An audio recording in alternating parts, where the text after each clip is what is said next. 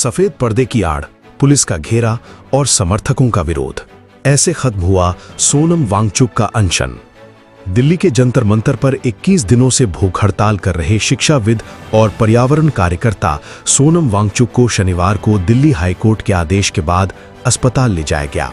उनकी तबीयत लगातार खराब हो रही थी, जिसके बाद कोर्ट ने तुरंत इलाज कराने के निर्देश दिए। इसके बाद पुलिस उन्हें सफदरजंग अस्पताल लेकर पहुंची। फिलहाल डॉक्टरों की निगरानी में उनका इलाज चल रहा है और उनकी हालत स्थिर बताई जा रही है। सोनम वांगचुक की बिगड़ती सेहत को देखते हुए दिल्ली हाईकोर्ट ने उन्हें तुरंत अस्पताल में भर्ती कराने का आदेश दिया। इसके बाद पुलिस जंतर मंतर पहुंची और उन्हें इलाज के लिए अस्पताल ले गई। पुलिस के पहुंचने के बाद जंतर मंतर पर माहौल तनावपूर्ण हो गया। बड़ी संख्या में पुलिसकर्मी वहां मौजूद रहे। पुलिस ने प्रदर्शन खत्म करने और लोगों से शांतिपूर्वक हटने की अपील की, लेकिन कई समर्थकों ने इसका विरोध किया।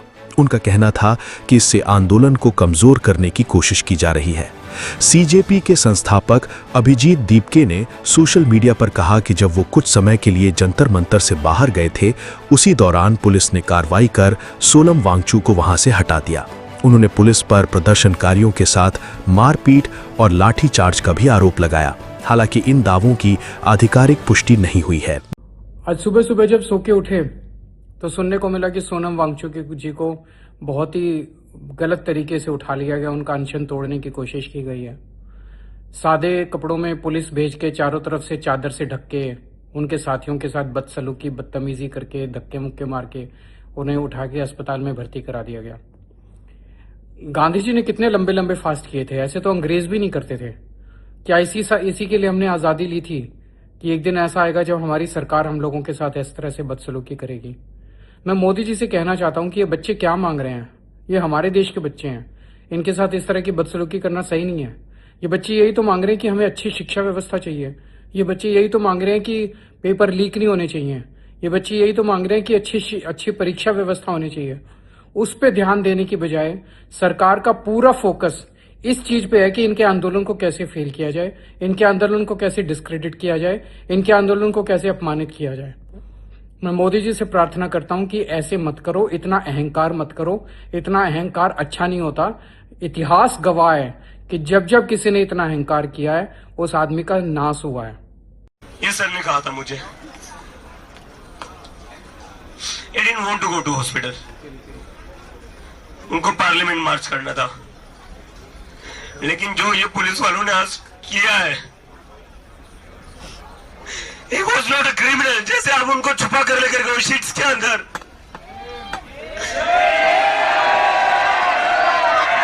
अगर आपको उनकी हेल्थ की इतनी चिंता थी, इज्जत से लेकर जाते उनको ऐसे छुपा कर नहीं लेकर जाते आप।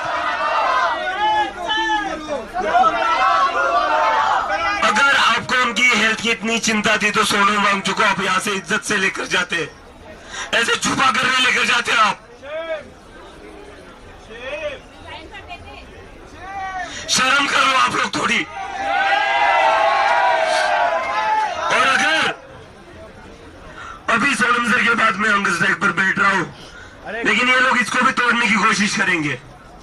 अगर ये लोग जंतर मंतर का प्रोटेस्ट तोड़ेंगे, जंतर मंतर को तोड़ेंगे, तो मैं सभी लोगों से अपील करता हूं, ये प्रोटेस्ट हम लोगों का, सिर्फ हम लोगों का नहीं था, ये तो हम सभी के लिए कर रहे थे। अगर जंतर मंतर को ये खत्म कर देते तो देश के हर एक कोने में जंतर मंतर बनाने की जनता की जिम्मेदारी है। इसके बाद देश के हर स्टेट में, हर डिस्ट्रिक्ट में एक जंतर मंतर बना दो और वहां पर वैसे ही प्रोटेस्ट करना जैसे यहां पर 1 महीने से चला आ रहा था। वहां पर वैसे ही प्रोटेस्ट करना जैसे सोनम सर यहां पर खुद सफर करके 20 दिनों से बैठे हुए थे। और जिन जिन लोगों को लगता है कि वो इस प्रोटेस्ट को खत्म कर सकते हैं, हमारी आवाज दबा सकते हैं, उन लोगों को बता दो अब आवाज दबेगी नहीं हमारी। दयालपुर इलाके में शुक्रवार की रात एक युवक की गोली मारकर हत्या कर दी गई। शिनाख्त गली नंबर 7 बाबू नगर निवासी 24 साल के साजिद उर्फ आलू दादा के रूप में हुई है। जांच में पता चला कि साजिद पर कई मामले दर्ज थे। पुलिस ने हत्या का केस कर जांच शुरू की है। शुरुआती जांच में आपसी रंजिश की वजह से हत्या की आशंका है। पुलिस घटनास्थल के आसपास के सीसीटीवी कैमरे की मदद से हमलावर की पहचान करने में जुटी है। उत्तर पूर्वी जिला पुलिस उपायुक्त राहुल अलवाल ने बताया कि शुक्रवार शाम करीब 6 बजे दयालपुर थाना पुलिस को साजिद उर्फ आलू दादा को गोली मारने की जानकारी मिली। जब तक पुलिस मौके पर पहुंची तब तक परिवार वाले उसे पास की जीटीबी अस्पताल लेकर जा चुके थे। वहां पहुंचने पर पुलिस को पता चला कि साजिद को डॉक्टरों ने मृत घोषित कर दिया है। पुलिस को जांच में पता चला कि किसी अज्ञात बदमाश ने उसकी गोली मारकर हत्या की है। साजिद साहब मामला ये हुआ, साजिद था यार दोस्त वाला था। ये लड़कों जिन्होंने मारा वो सारे दोस्ती थे। साजिद की 3 दिन पहले कहा सुनी हो गई थी इस लड़के से, क्या नाम है इसका, सोम मलिक नाम है इसका, बाप का नाम कमरू मलिक है। इनका आज सुबह 8 बजे समझौता भी हो गया था, आपस में जूस वूस पिलाया गया, समझौता भी हो गया था। मगर उसने पेट में बात रख ली थी जिसने मारने वाले ने। उसके बाद भी 11-12 बजे से लेके उसने करीब 3-4 बजे तक चक्कर लगाए हैं बाबू नगर के। उसने मारने वाले ने, साजिद 23 साल उम्र थी। साजिद काम क्या करता था, शायद कबाड़े का काम करता था। अच्छा, हाँ, कबाड़े का काम करता था। जिससे दुश्मनी थी या लड़ाई झगड़ा हुआ या दोस्त थे, किस बात को लेकर हुआ? अब ये तो पता नहीं कि किस बात पे लड़ाई हुई, ये तो पता नहीं मौके किस बात पे लड़ाई। जो लड़ाई इनके आपस में समझौता हो चुका था। उस लड़के ने इसके साथ धोखा किया, बुलाया और रेकी की गई। यहाँ के किसी आदमी ने मुखबरी भी दी गई साजिद की, साजिद यहाँ है वहाँ है। पुलिस ने क्या अभी तक एक्शन लिया? पुलिस ने मुकदमा दर्ज किया है, जो मर्डर का मुकदमा दर्ज होता है वो दर्ज हुआ। 5 गोलियां चली हैं, 3 गोलियां साजिद की लगी हैं। क्या चाहते हैं आप पुलिस प्रशासन? अब प्रशासन ने अपना काम पूरा किया, मुकदमा दर्ज किया है। अब प्रशासन ये आगे जो गवाही ठोक के होगी सजा होगी उनको, और क्या। अलवर साहब से क्या कहना चाहेंगे आप?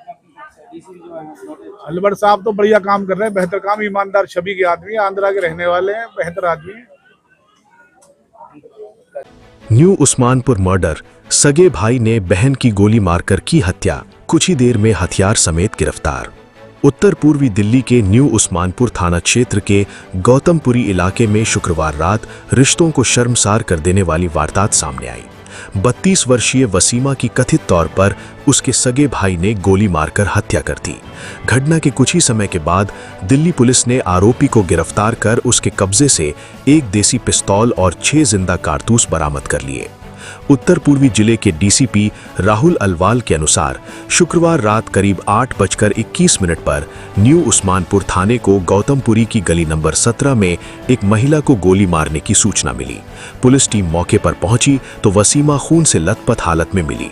क्राइम टीम और फोरेंसिक साइंस लैब की टीम ने घटनास्थल का निरीक्षण कर साक्ष्य जुटाए। इसके बाद शव को अस्पताल पोस्टमार्टम के लिए भेज दिया गया।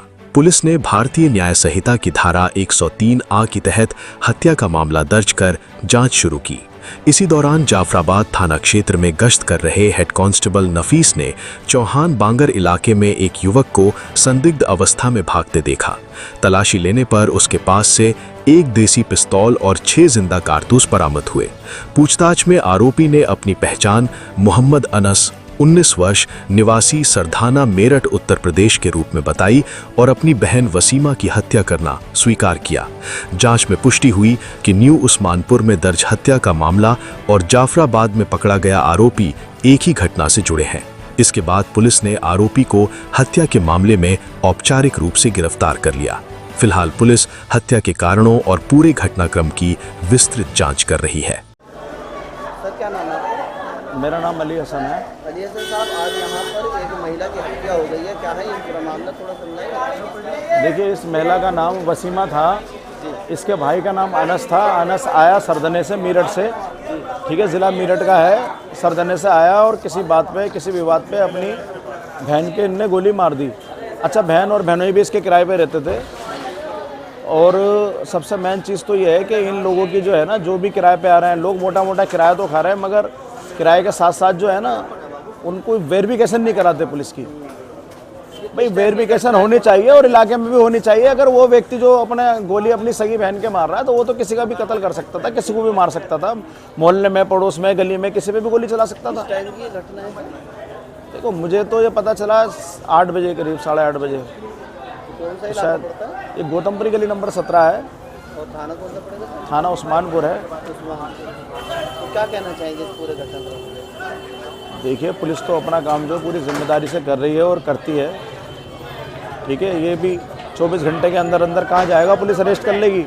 हमारे क्षेत्र की पुलिस जो है ना 24 घंटे से ज़्यादा किसी मुकदमे में बड़े से बड़े मुजरिम को पकड़ने में टाइम नहीं लगाती, और हो सकता है कि अभी तक पुलिस की टीमें निकल भी चुकी हों। बता रहे हैं कि उसके आरोपी भाई को और जो पिता है उसको पुलिस ने हिरासत में ले लिया है पूछताछ के लिए। ये मुझे इसकी जानकारी नहीं है कि हिरासत में लिया है नहीं अभी, पर ले लिया होगा। पुलिस हमारी जो है ना बड़ी एक्टिव है।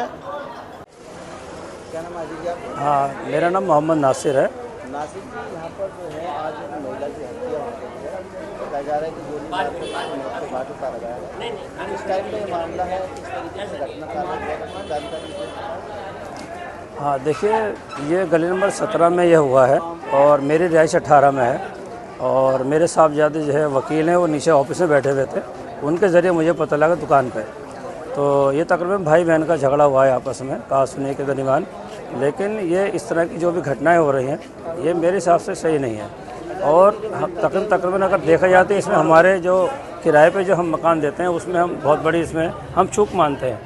जो भी अगर किराएदार को रखा जाए तो बाकायदा उसकी इंक्वायरी हो, थाने में उसकी वेरिफिकेशन लिखवाई जाए, पक्के काम होने चाहिए। अच्छा, एक बात बताइए, जो मृतक महिला है इसका क्या नाम था, कितनी उम्र थी? ये तकरीबन मेरे ख्याल से 27 साल इसकी उम्र थी और नसीमा तकरीबन इसका नाम है शायद ये वसीमा जी। तो इसका भाई कहाँ का रहने वाला था, कैसे आया यहाँ? नहीं, इसके बारे में अभी मुझे ज़्यादा मालूमात नहीं है क्योंकि तकरीबन मेरे घर के काफ़ी दूरी है। इस किराएदार के ज़्यादा मुझे मालूमात नहीं है इसके बारे में। बता रहे हैं कि सरदने का रहने वाला था मेरठ का और यहाँ पर आकर शायद हाँ, जो इनके पड़ोसी हैं या इनके वो ज़्यादा इसमें रोशनी डाल सकते हैं। मेरा घर थोड़ी दूरी पे तो ज़्यादा वाकिफ़ में नहीं हूँ। लिहाजा मैं ये कहूँगा कि इसकी पेट्रोलिंग हमारी पेट्रोलिंग बढ़ाई जाए यहाँ की। और बहुत ख़तरनाक और खतरनाक जगह है बड़ी। ये बताइए, पुलिस ने अभी किसी को हिरासत में लिया है अभी तक? नहीं, अभी तो कोई ऐसी सूचना नहीं है जी।